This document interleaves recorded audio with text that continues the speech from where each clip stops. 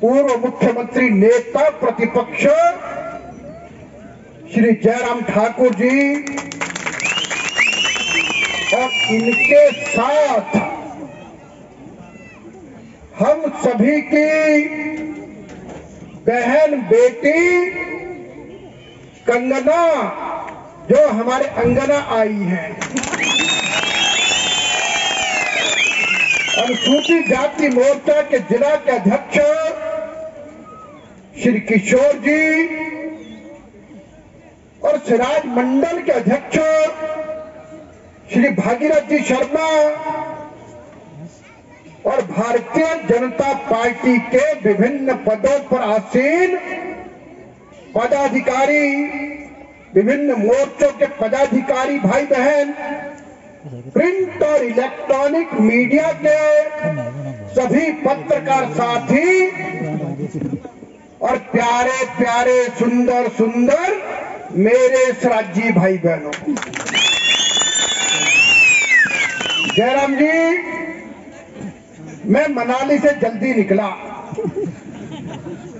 और जब निकला तो पता चला यहां भारी बारिश हो रही है और जिसके कारण से आप रुक गए, तो मैं यहां पर समय पर पहुंचा तो मैं लगभग सभी से मिला और मिल करके जो आनंद मुझे यहां पर मिला, तो मुझे यहां पर सिराज विधानसभा क्षेत्र के 7-8 गांव के लोग मिले जिन्होंने कहा हम तो टबरिये हैं, टहनी कोठी से निकले हैं। तो मैंने पूछा हमारे टबरिये यहाँ पर कितने हैं? तो उनका जो श्रृंगार ऋषि जी की हार वाले हैं, लगभग 300 परिवार यहाँ पर रहते हैं। तो भाई सराजी भाइयों, अब मैं कहूंगा हमारी सबकी रिश्तेदारी है। अब ये रिश्तेदारी और भी निकट है कि कंगना जी मेरे गांव के, मेरे घर के साथ 100 मीटर पर इनका घर है। और इसलिए जब हमारी बेटी और बहन हमारे अंगना आती है तो हर भाई, हर पिता उसका कितना ध्यान रखता है, तो हमारी जिम्मेदारी और बढ़ जाती है।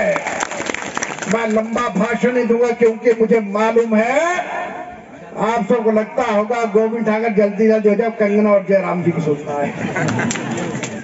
लेकिन तब भी मैं एक बात कहूंगा, अब इलेक्शन लड़ने का मजा आएगा।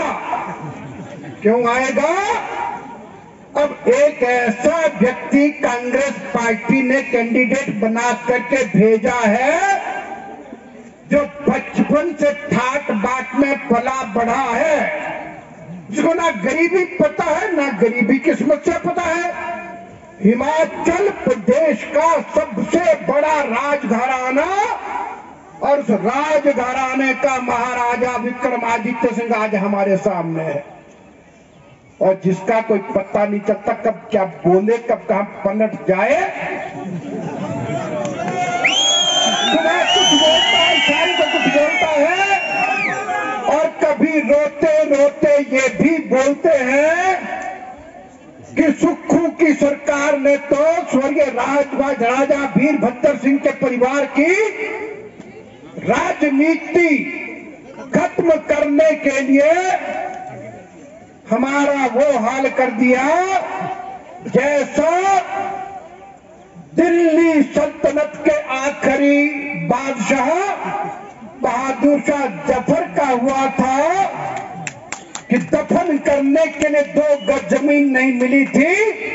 वैसे ही मेरे पिता स्वर्गीय वीरभद्र सिंह को सुक्खू ने माल रोड पर 2 गज जमीन मूर्ति बनाने को नहीं दी।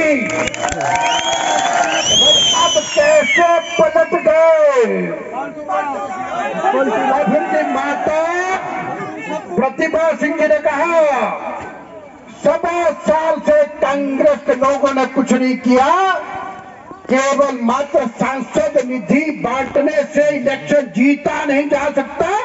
मैं ये इलेक्शन नहीं लड़ूंगी। अरे हमारी कंगना को तो आपने कहा कहां से कैंडिडेट लेके आए, तो ठाकुर जयराम जी ने बुलंद आवाज से कहा हम तो सरका घाट की बेटी जो वहां पैदा हुई है उसको भारतीय जनता पार्टी का प्रत्याशी बनाया है।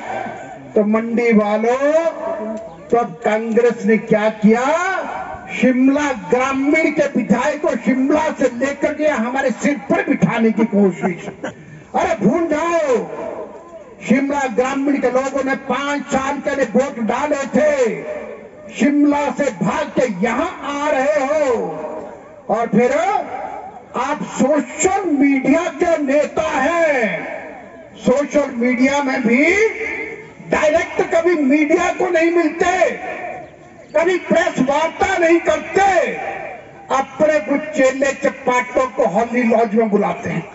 कहते मैं लिख के तो मैं क्या क्या बोलूंगा, अब जो लिखी स्क्रिप्ट है उसको पढ़ लेते हैं, लेकिन कभी आपने देखना खुल के मीडिया के आमने सामने तो आते नहीं, क्योंकि पता है कि इसके आगे तो मैं बढ़ नहीं सकता।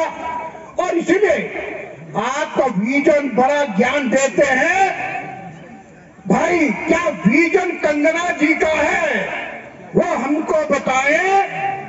तो भाई विक्रमादित्य सिंह जी, आपका विजन तो रामपुर की जनता ने देखा है, रोहड़ू की जनता ने देखा है, शिमला ग्रामीण की जनता ने देखा है, तो आज भी सबसे पिछड़े क्षेत्र हैं तो आप कुछ कर नहीं पाए, अब यहां आए हैं।